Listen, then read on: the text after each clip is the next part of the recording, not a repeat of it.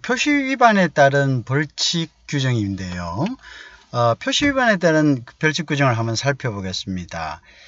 그래서 표시 방법 위반, 그죠? 그래서 요 경우는 무역 거래자 또는 판매업자가 제재 대상이 되고요. 과징금인데 2억 이하로 되어 있습니다. 그 다음에 시정조치 받게 되어 있죠.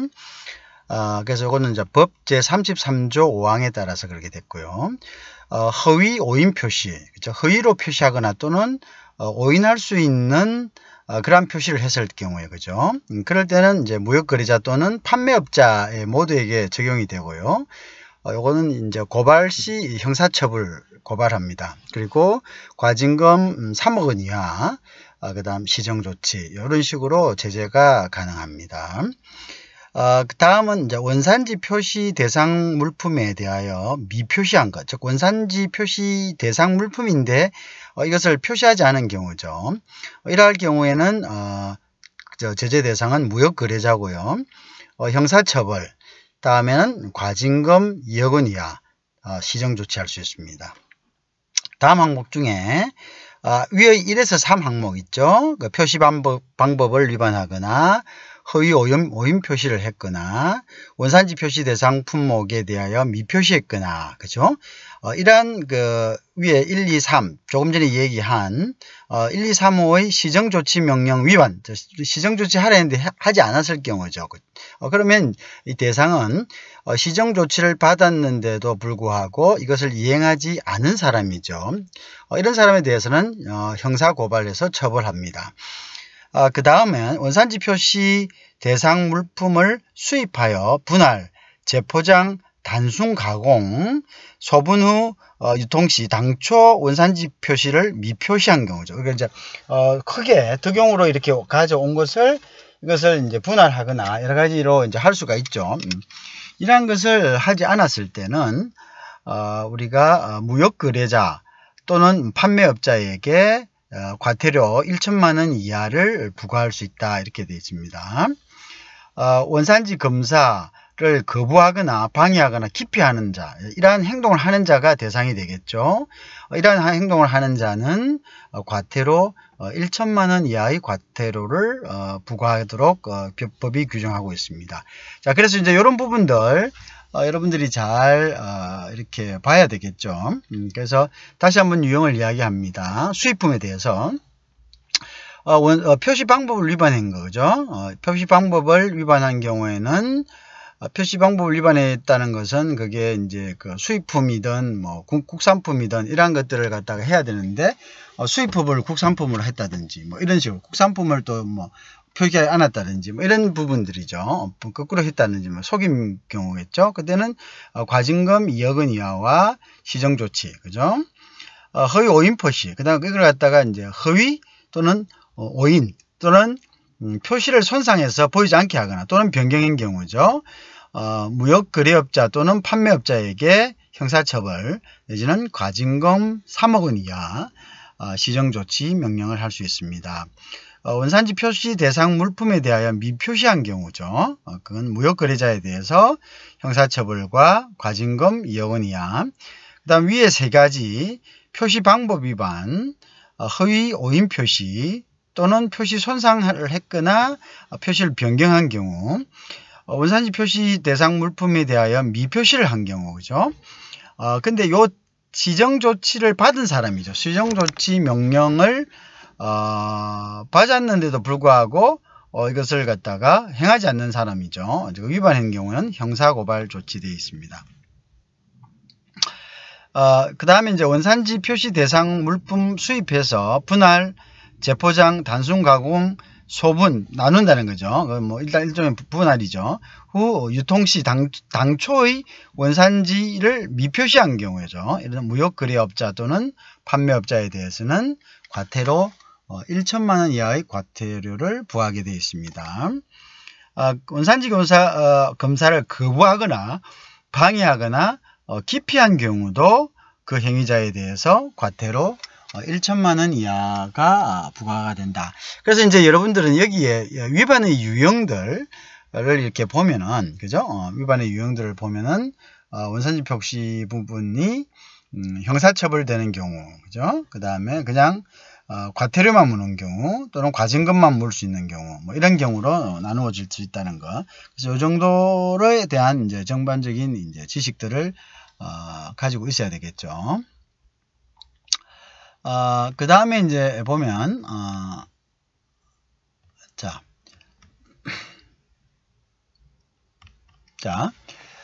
국내 생산 물품에 대해서 허위 또는 오인 표시를 했을 경우요, 그죠?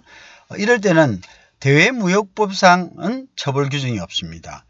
국내 생산 물품에 대해서 허위 표시 또는 오인 표시를 했을 경우에는 대외무역법상은 처벌 규정이 없다, 그죠? 그런데 이제 허위 광고의 공정화에 관한 법률로는 처벌이 가능하다, 그죠? 허위 미안합니다. 표시 광고의 공정화에 관한 법률로는 처벌이 가능하다. 그 다음에 이제 국내 생산품 이외에요. 수출 물품 및 해외 생산품에 대해서 허위 오인 표시, 손상, 변경 했을 때는 아까 표에서 봤듯이 과징금, 시정조치, 형사처벌할 수 있습니다. 한국산으로 가장하여 수출한 자 및 외국에서 판매한 자는 형사처벌을 할 수가 있죠, 그죠? 한국산으로 가장해서 수출하거나 외국에서 판매한 자는 형사처벌 대상이 됩니다, 그죠? 그래서 수출품 및 해외 생산 물품에 대해서 한국산으로 가장하면 안 된다, 그죠? 그러면 이제 한국산이 아닌 걸 한국산으로 가장하면 수출한 자 또는 외국에서 판매한 자 모두 형사처벌을 받게 되었다. 아까 그 테이블을 잘 보면은 우리가 이해를 할 수가 있겠죠. 그래서 이제 그 부분은 우리가 어느 정도 메모를 암기를 해야 될 부분이라고 생각이 듭니다. 자, 그래서 이제 우리 Q&A로 한번 봅시다. 그죠? 이제 Q&A로 지금까지 원산지 관리에 대해서 학습한 부분을 Q&A로 한번 살펴봅니다. 자, 그래서 이제 원산지 개념은 한국의 회사가 OEM 방식으로 중국에서 물품을 생산했습니다. OEM. 자, 우리 OEM과 ODM을 잘 구별을 해야 되겠죠? 그래서 우리가 일반적으로 OEM이라는 것은 OEM을 ODM으로 우리가 생각하는 경우가 많습니다. 그래서 이제 OEM은 자기가 기술을 가지고 있지 않고 위탁을 준 사람이 기술을 제공하는 겁니다. 그래서 그 기술을 가지고 생산만 해서 위탁자의 이름으로 다시 납품하는 거죠. 그죠? 그것을 우리가 OEM이라 하고, 자신들이 자신의 기술로 물건을 만들어서 납품을 하는데, 그 납품을 할 때 발주자, 즉 물건을 사는 사람의 이름으로 마크를 해주는 거, 그죠? 그거를 갖다가 우리가 ODM이다. 근데 우리는 보통 보면 대부분 자기들 기술로 만든 것을 타 회사에 그 주문자의 이름으로 주문자가 생산한 것으로 해서 납품한 걸 갖다가 보통 우리가 OEM이다 이렇게 알고 있죠, 그죠? 보통 OEM이라면 자기가 그 납품한 사람의 공장의 기술로서 그걸 납품하는 것이다 이렇게 생각하는데, 사실 그거는 좀 잘못된 거죠. 자, 그 부분은 이제 확실하게 이제 우리가 구별을 할 수가 있어야 된다라고 생각됩니다. 어쨌든 한국의 회사가 OEM 방식으로 중국에서 물품을 생산했습니다. 중국에서 이 물품을 원산지를 한국에서 표시할 수 있느냐? 자, 잘 봅시다. 우리가 원산지 규정이라는 거 있죠. 원산지 규정이라는데, 자, 그런데 일단 원산지를 규정할 때는, 자, 어떻습니까? 자, 그럼 일단 결론 먼저 봅시다. 자, 한국산으로 표시할 수 없고 중국산을 표시해야 되죠. 자, 첫째는 뭡니까?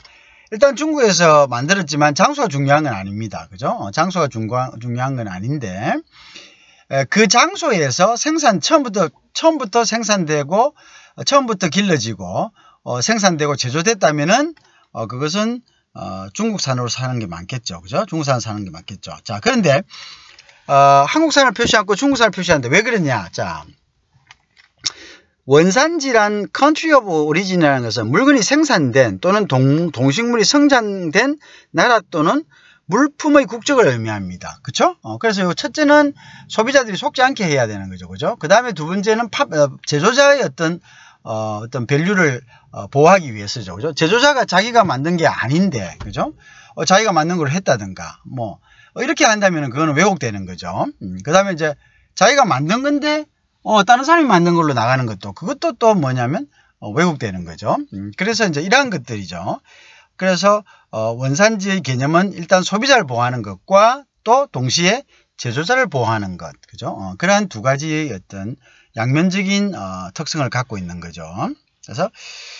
그래서 country of origin이라는 것은 물품이 생산된 또는 동물 또는 식물이 성장한 나라 또는 물품의 국적을 의미한다. 그렇죠? 우선 이게 중요하고요. 주로 원재료의 공급국 및 중요한 공정 수행국을 기준으로 결정한다. 그죠? 그래서 우리가 원재료가 처음부터 자라서, 그죠? 그러니까 이제 wholly, 그죠? obtained, 처음부터 그것이 자라서 생산된 것이 아니면 주된 형질, 그죠? 아주 중요한 형질이, 그죠? substantial, 그 중요한 형질이 변경된 것, 그죠? 그러한 것들을 이제 우리가 두 가지를 가지고 원산지로 구별을 하는 거죠.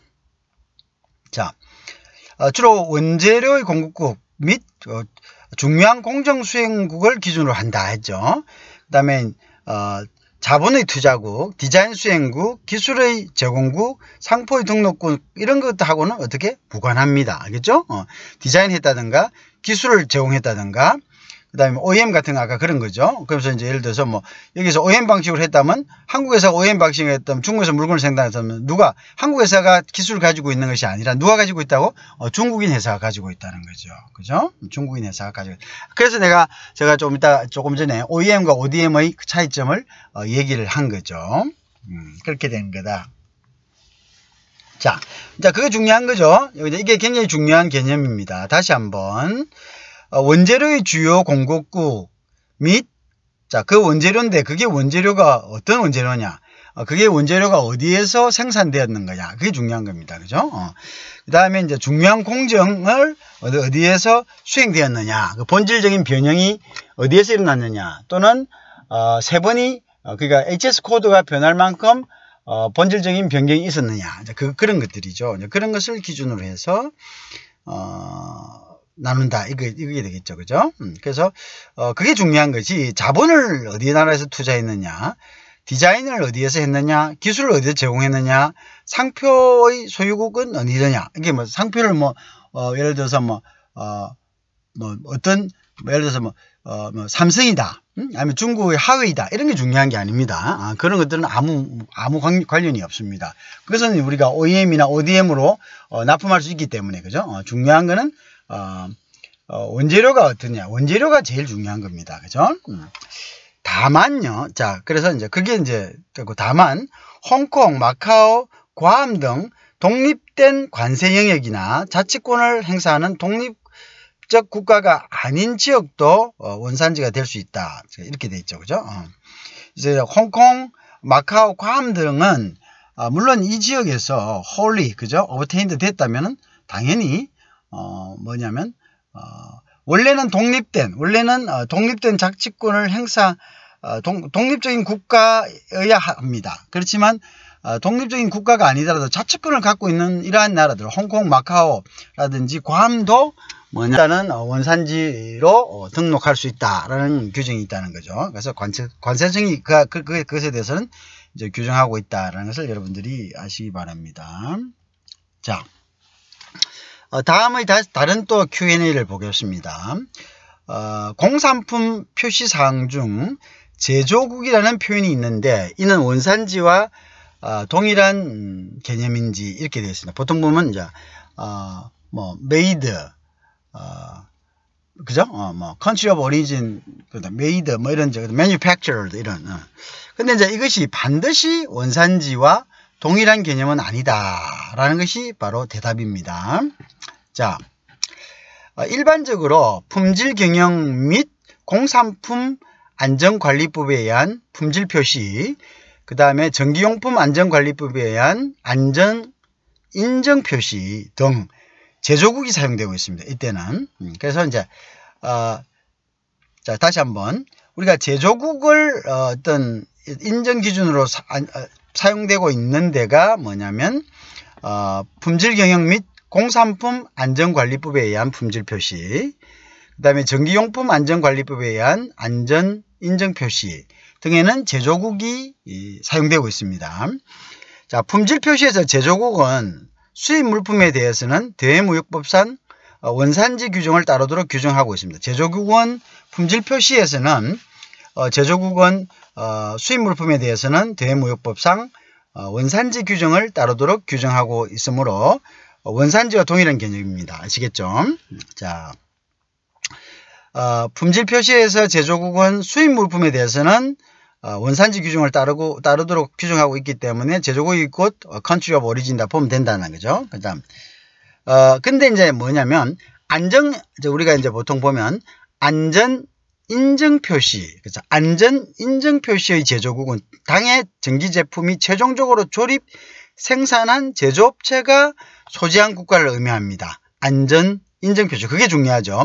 반드시 대외무역법에 의한 원산지와 일치하는 것은 아니다. 그래서 우리가 이제 이러한 것들은 안전에 관한 것이 더 중요하기 때문에 안전 인증 표시는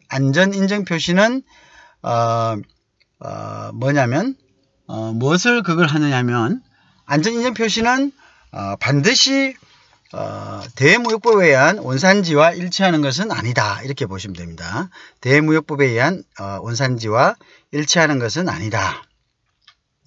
자, 그래서 우리가 전기용품에 관한 우리가 안전 인증 표시는 그 전기용품을 제조한 나라가 더 중요하겠죠. 그죠? 그래서 그 제조한 나라가 더 중요하기 때문에 그 제조한 나라를 표시하는 것이 오히려 더 의미를 갖는다. 이제 이렇게 보면 되겠죠. 자, 그래서 그건 제조국인데, 그래서 이제 이거는 이 제조국이 꼭 뭐냐면 country of origin하고 원산지하고는 다를 수가 있는 거죠.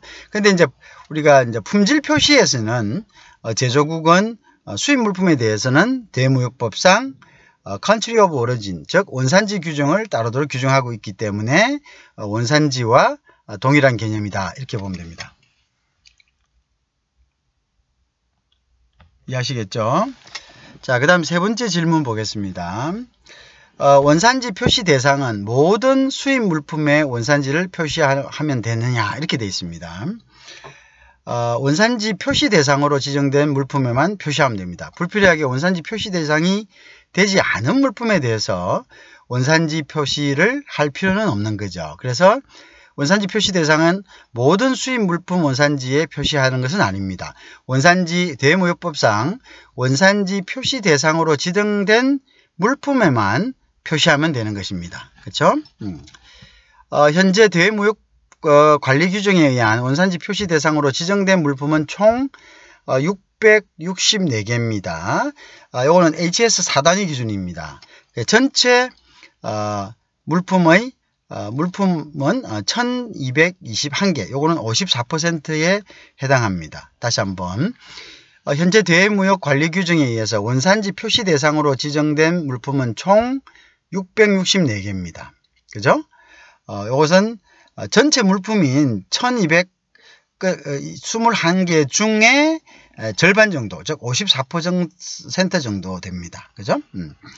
자, 그래서 이제 이 규정은 어디 있냐면은 원산지 표시 대상되어 있는 664개 HS 4단위 기준 했을 때는 이거는 대외무역 관리 규정, 즉 지식경제부에 고시가 되어 있습니다. 그것을 보면 이제 참조가 되겠죠. 자, 그래서 모든 수입 물품의 원산지 표시를 해야 되는 것은 아니다. 우리 이걸 이제 알고 있어야 됩니다. 알겠죠? 모든 수입 물품의 원산지 표시를 할 필요는 없다.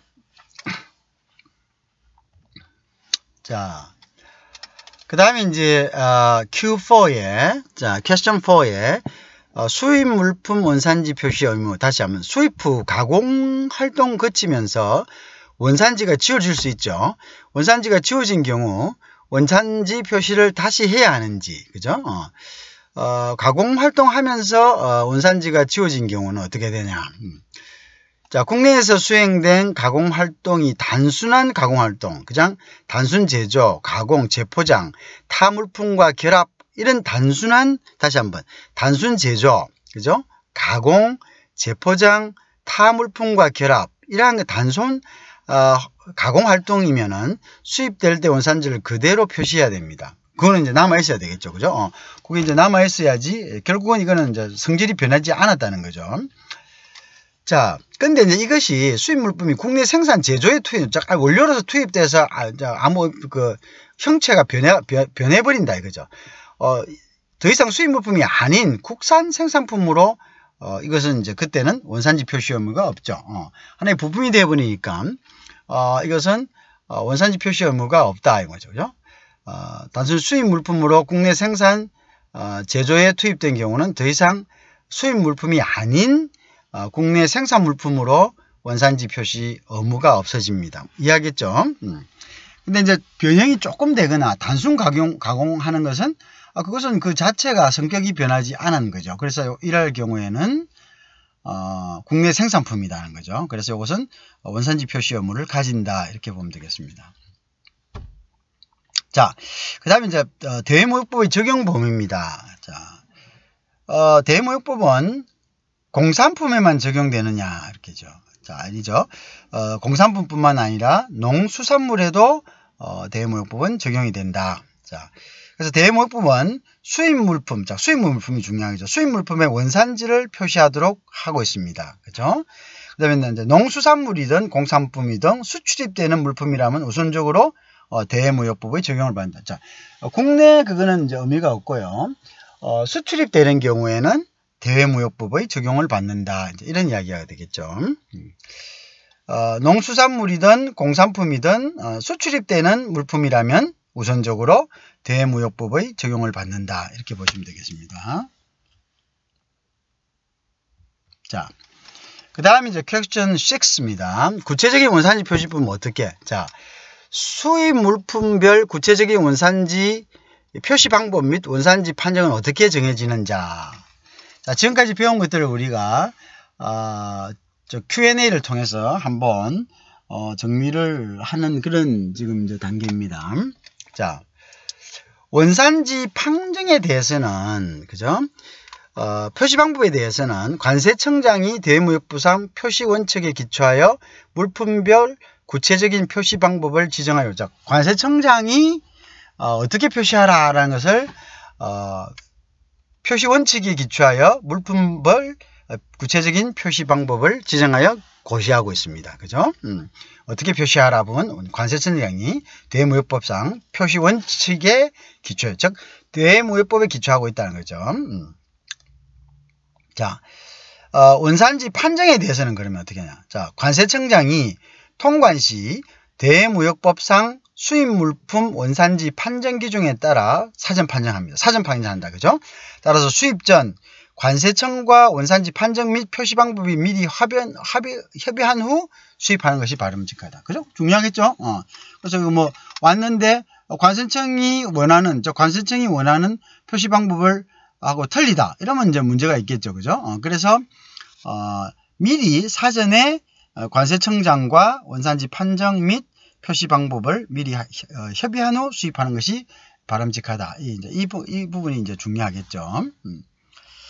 자, 그것은 왜냐하면 대외무역법상 관세청장이 표시 방법 또는 판정 기준을 정하도록 하게 돼 있죠. 그죠? 그래서 사전 판정한다 이렇게 되어 있습니다. 자, 그 다음에 이제 농수산물 품질관리법과의 차이는 어떠냐, 그죠? 대외무역법하고요. 그 다음에 농수산물 품질관리법상 원산지 제도의 차이는 뭐가 있느냐, 그죠? 대외무역법에서는 수출입 물품 및 수입 원료를 사용한 국내 생산품의 원산지에 대해서만 규정하고 있습니다. 즉 대외무역법은 그 자체로 수출입 물품에 대해서만 규정을 하고 있겠죠. 그 수출입 물품에 대한 국내 생산품의 원산지에 대해서만 규정하고 있고요. 국내 생산품, 그 농수산물 포함에 대해서는 원산지 규정이 없습니다. 국내 생산품에 대해서는 대외무역법에서 관여할 이유가 없겠죠. 그죠? 그래서 대외무역법에서는 수출입 물품 및 수입 원료를 사용한 근데 이제 국내 물품이지만 수입 원료를 사용한 국내 물품에 대해서만 원산지 규정을 적용하고 있습니다.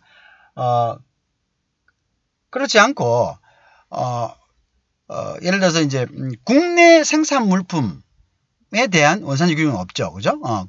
그렇죠. 국내 생산 물품 중 자국의 상품을 갖다가 그 한 것에 대한 것은 규정은 없습니다. 그거는 우리가 국내 생산 물품이지만 자국의 것이 아닌 수입 물품을 사용한 그 국내 생산 물품에 대해서는 원산지 규정에 관한 관여를 합니다. 대무역법상. 알겠죠? 이제 그 부분을 우리가 알아야 되겠죠. 자, 그래서 이제 국내 농산물에 대해서는 농수산물 원산지 표시에 관한 법률, 즉 국내 농산물에 대해서는 농수산물 원산지 표시에 관한 법률 그게 있습니다. 그런 법률이 있죠. 그 법률이 이제 국내 농산물에 대해서는 관리합니다. 표시 방법에 대해서는 국가명 외에 지역명을 포기하는 경우가 있다. 자, 그 농산물은 국가명보다도 그 지역의 지역이 굉장히 중요하죠. 마늘 같은 것도 보면은 뭐 의성마늘이니 뭐 여러 가지 과일도 마찬가지죠.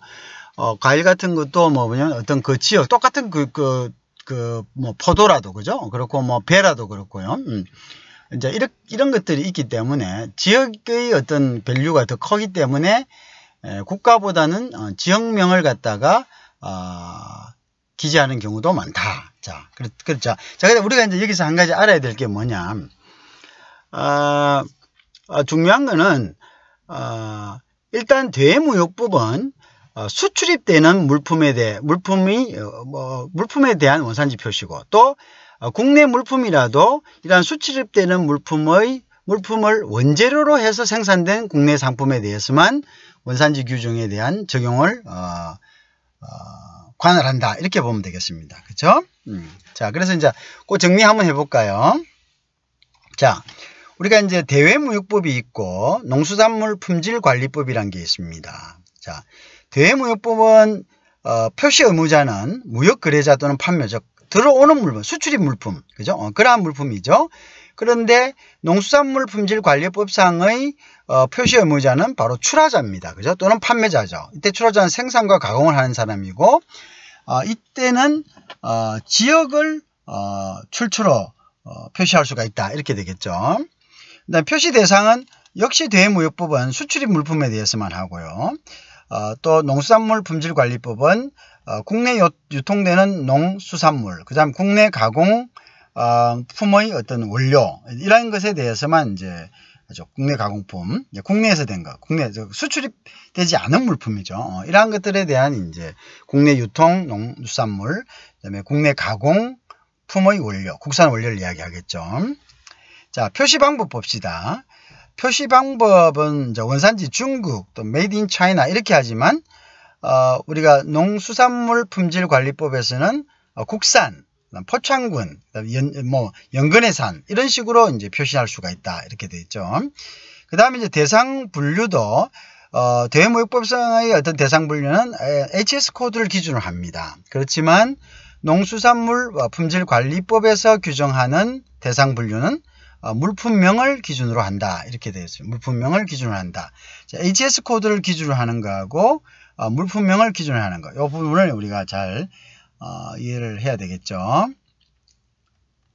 자, 그 다음 이제 질문 보겠습니다. 자, 수입 물품의 원산지 판정. 그죠? 예를 들면 인도네시아 원료를 이용해서 중국에서 1차 가공하고 일본에서 2차 가공해서 한국으로 수입된 경우의 원산지는 어딘지죠. 이 원산지는 중요한 게 뭐랬습니까? 첫째는 어떻게? 이게 이제 주된 변형이 일어난 국가. 주된 변형이 일어난 국가인데 주된 그 변형이 최종적으로 일어난 국가를 원산지로 하는 거죠. 그죠?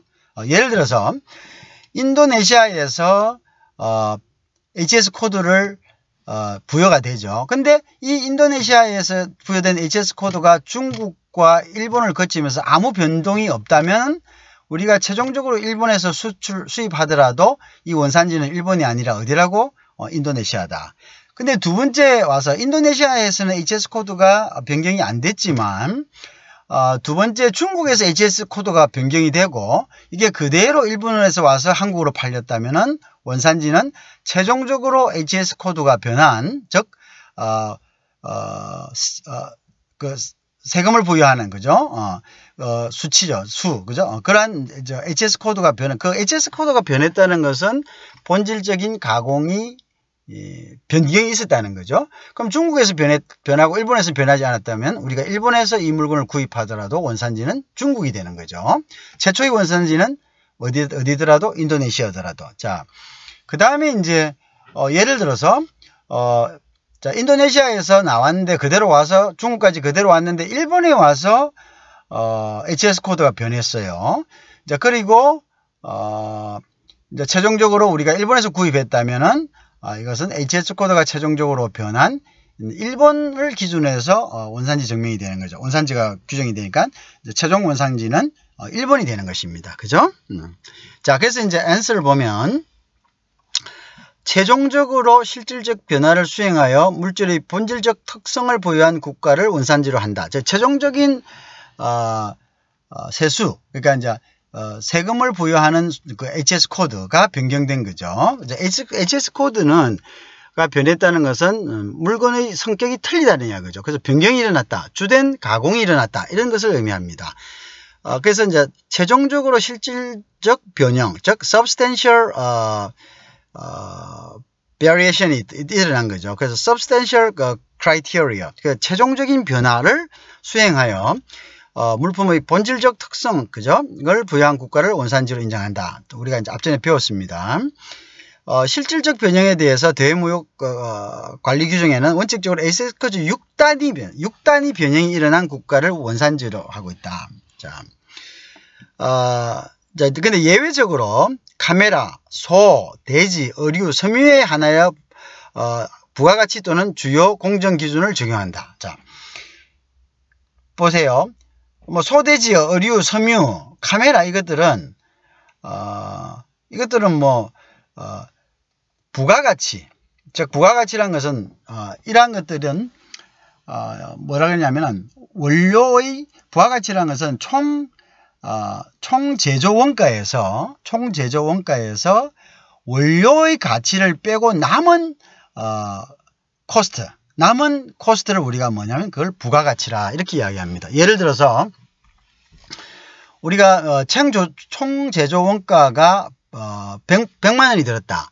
근데 원료비가 20만 원이다. 그러면 80만 원이 부가가치가 되는 거죠. 그죠?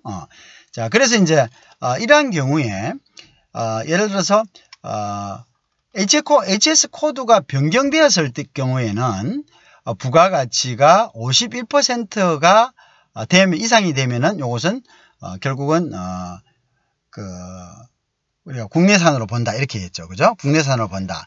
그 다음에 이제 HS 코드가 변하지 않으면은 앞전에 국내산과 수입산을 갖다가 결정하는 기준에서는요.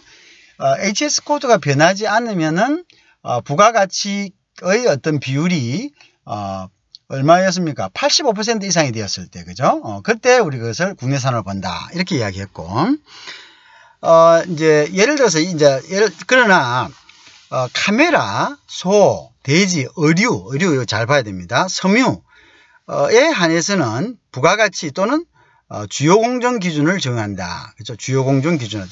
어떤 것이 주요 공정 기준인 것은 조금 이제 이렇게 명시가 되어 있죠. 자, 그렇게 되어 있다. 그죠? 그 부분을 이제 잘 봐야 된다는 거죠.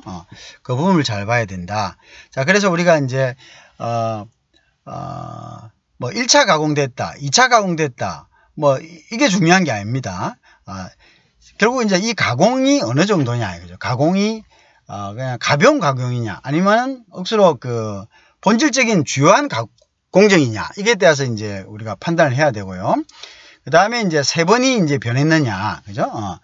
우리가 HS 코드를 3번이라 하잖아요. harmonize, 그죠? 그래서 HS 코드가 변했느냐, 변하지 않았느냐, 이게 이제 중요한 판단의 이제 기준이 됩니다. 그죠? 자, 이제 그래서 이제 그런 부분들을 잘 봐야 된다는 거고, 다음으로는 이제 카메라, 소재지 의류, 그죠? 그 다음에 섬유, 의류와 섬유하고 거의 같은 거니까요. 이러한 품목들에 대해서는 예외적으로 부가가치 또는 주요 공정 기준을 적용한다. 이제 이렇게 보겠죠. 자, 해외 인가공이라는 것은 여러분 뭘 얘기합니까? 인가공은 우리가 재료를 수출하고, 그죠? 재료를 수출하고, 그 다음에 그 재료를 가공하는 임금을 주고 다시 그것을 수입하는 이제 그런 형태를 인가공이다. 이렇게 이야기합니다. 해외 인가공의 경우 원산지 판명은 어떻게 되느냐? 자, 한국에서 모든 부품을 제작해서 중국으로 수출했습니다. 중국 공장에서 조립만 하여 완제품으로 국내에 수입하는 경우, 그건 이제 인가공이죠. 그죠? 인가공입니다. 자, 우리가 부품을 제작해서 중국으로 수출했습니다. 자, 수출한다는 것은 인가공의 재료를 우선 그거를 조립하든가 아니면 또 다른 가공을 해서 보낼 때 보통 수출의 형태로 그것을 보냅니다. 그죠? 그래서 보통 수출의 형태로 보내죠. 자, 그래서 이제 그 부분에 대해서는 우리가 조금 다음에 우리가 앞전에도 한번 했는데 다음에 한번 더 짚습니다. 그래서 이제 그게 이제 어떤 의미를 가지는지. 그래서 한국에서 모든 제품을 제작해서 중국으로 수출한 후 중국 공장에서 조립하여 완제품을 해서 국내에 수입한 것은 이제 전형적인 인가공입니다. 즉 아까 조금 전에 얘기했죠.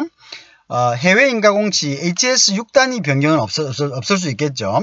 국내 부품 전부를 수출할 경우는 HS 코드를 완제품으로 미리 부여하여 HS 분류 규정, 즉 관세 율법의 해석에 관한 규정이 있습니다. 을 적용하지 않음으로써 원산지를 중국으로 표기해 왔으나, 그죠? 원산지를 중국으로 표기해 왔으나 대무역법 관리 규정 개정으로 현재는 한국산으로 판정한다. 이렇게 되어 있습니다. 자, 무슨 말이냐? 이거 보세요. 이제 이게 중요한 것이 임가공을 하기 전에 모든 부품을 한국에 제작했습니다. 그죠? 중국 수출했어요. 여기 수출이란 것은 이 수출할 때 보통 어떻게 하면 한국산으로 해서 수출할 때 한국산을 표기합니다. 자, 그런데 이것이 다시 되돌아오죠. 그럼 되돌아오면은 결국 그게 뭡니까? 한국산을 다시 리턴하는 거잖아요. 그러니까 이거는 결국 한국산이다 이거죠. 그죠? 조립만 하여 완제품으로 국내 수입할 때는 원래 갈 때 한국산으로 갔기 때문에 조립만 해서 완제품으로 들어올 때는 이거는 결국 뭐냐면은 이거는 한국산이다 이러냐, 그죠? 자, 그럼 가스는 HS 코드, HS 단위 변경은 없었죠. 그렇지만 국내 부품을 전부 수출한 건 HS 코드를 완제품으로 미리 부여하여 부여해서 수출한 거죠. HS 분류 규정을 적용하지 않음으로써 그러니까 이제 원래는 중국산으로 표기해 왔으나 이걸 이제 대무역법이 이제 규정됨으로써 이제 지금부터는 한국산으로 판정한다 이렇게 되죠. 자, 그래서 대무역 관리 규정이 단서에 되어 있다. 자, 그래서 우리가 이제 재료를 보낼 때 이 재료가 거의 한국에서 거의 다 제작돼 가지고 조립이나 단순한 가공을 위해서 그걸 보냈을 때는 그때는 이제 이거는 한국산이다 이 말입니다. 알겠죠? 왜냐면 갈 때 한국산으로 가니까. 그죠? 그러니까 이제 옛날에는 다시 이제 그쪽에서 중국산으로 했는데 지금은 한국산으로 해서 이걸 다시 수입한다 이런 이야기가 되겠습니다. 인정된다 이렇게 되겠죠. 자, 그 다음 보면 국내 생산물품 원산지 판경. 자, 보십시다. 인도네시아 원료를 이용해서 중국에서 1차 가공하고 일본에서 2차 가공, 한국에서 최종 완제품을 생산한 경우 원산지는 어딘지. 자, 이것도 봐야죠. 그죠? 자, 이것도 봅시다.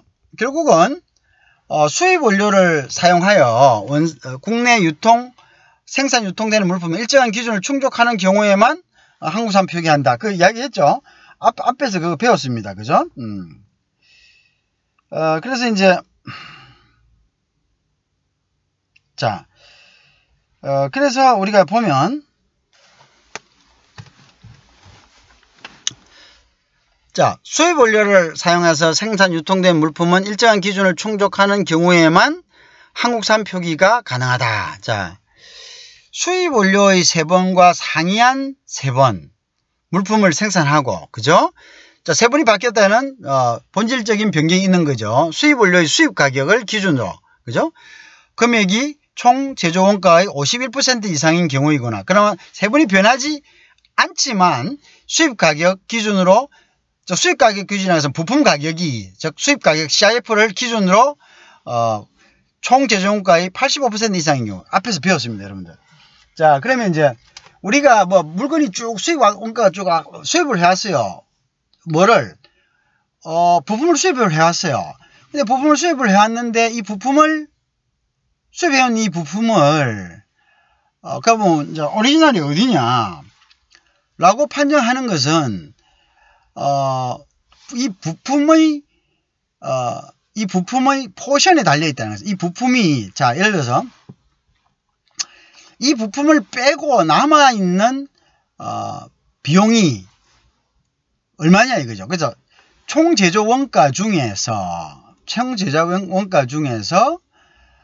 예를 들어서 총 제조 원가입니다. 총 제조 원가 중에서 이 부품이 원래 부품의 어떤 그 세번 HS 코드가 아닌 이 만들어진 최종 물품이 HS 코드가 바뀌었다 이거죠. 바뀌고 그 다음에 이제 이 바뀐 총 제조 원가에서 부품 가격을, 근데 이 부품 가격은 CIF 가격, 즉 우리가 수입할 때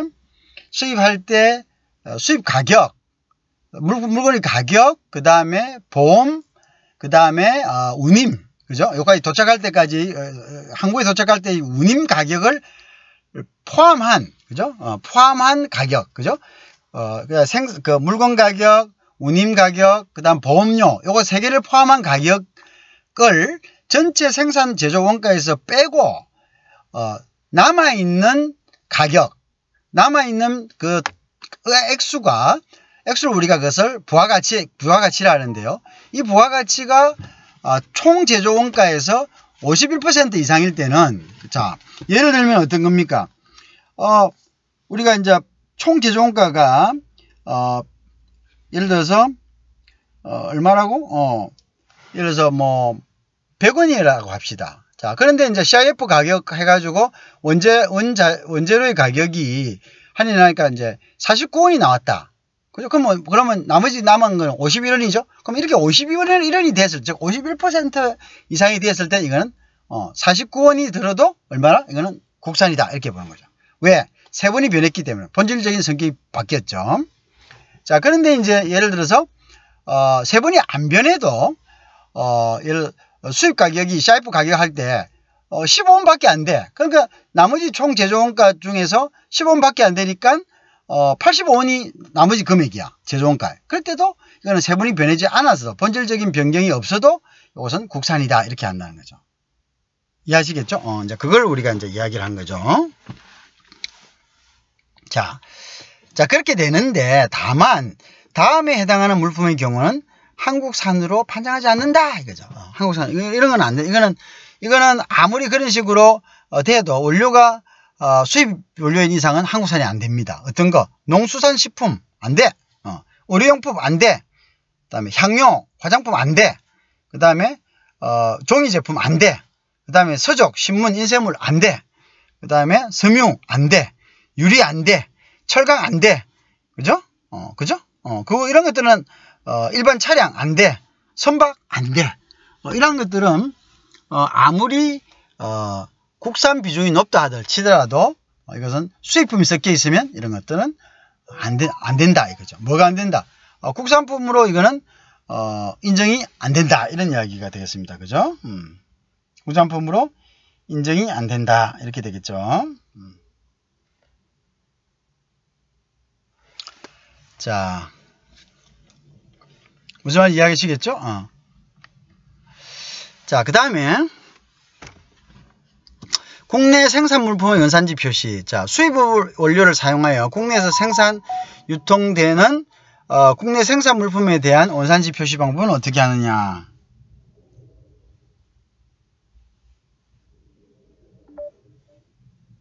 자, 수입 원료를 사용하여 국내 생산 유통되는 물품 두 가지 경우, 즉 원산지 표시할 수 있는 것, 먼저 한국산으로 인정되는 경우, 아까 조금 전에 그렇게 이야기한 거죠. 조금 전에 그랬던 경우에 한국산 또는 이렇게 한국산이라고 한자로 표현하거나 Made in Korea 또는 제조원을 한국 내 주소와 회사명 또는 상호 등으로 명기할 수 있다. 그 다음에 이제 한국산으로 인정되지 않는 경우는 한국을 가공국, 조립국 등으로 표시할 수 있습니다. 그래서 가공국, 조립국 등으로 표시하되 원료나 부품의 원산지를 동일한 크기와 방법으로 병행하여 표시한다. 이렇게죠.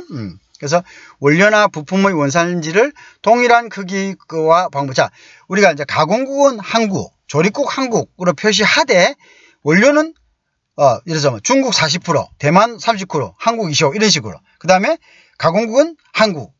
그래서 원료의 원산지는 이런 식으로 표시한다는 거죠. 무슨 알겠죠? 이런 식으로 표시한다. 그죠? 이런 식으로 표시한다. 이렇게 되죠. 자, 여러분 잘 이해하시겠죠? 자, 알겠습니다. 그럼 이제 여기서 한번 끊도록 하겠습니다.